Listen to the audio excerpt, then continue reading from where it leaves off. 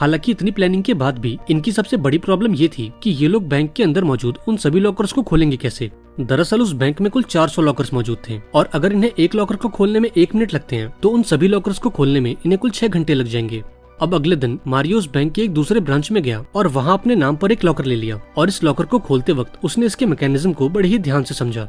अब अगले दिन मारियो और उसके साथियों ने मिलकर एक वैन चुराई जिसका इस्तेमाल वो चोरी के बाद भागने में करने वाले थे।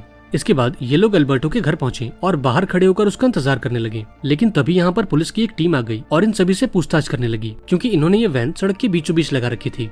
अब इससे पहले कि पुलिस को इन पर शक होता, अल्बर्टो और उसकी वाइफ घर से बाहर आ गए और पुलिस वालों को बताया कि ये लोग हमारे गेस्ट हैं और ये हमारा इंतजार कर रहे थे।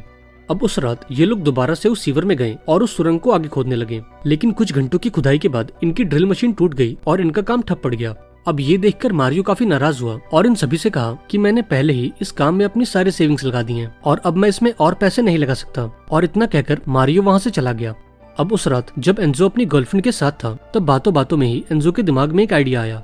अब अगली सुबह वो मारियो से मिलने उसके घर पहुंचा और उसे अपना पूरा प्लान बताया। यहाँ एंजो बताता है कि हम उस बैंक को रात में नहीं बल्कि दिन के उजाले में लूटेंगे।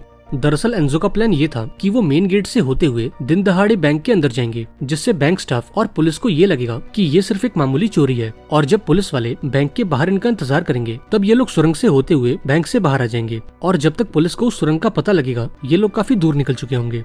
अब मारियो को भी एंजो का प्लान काफी पसंद आया और उसने इस पर अमल करने का फैसला किया।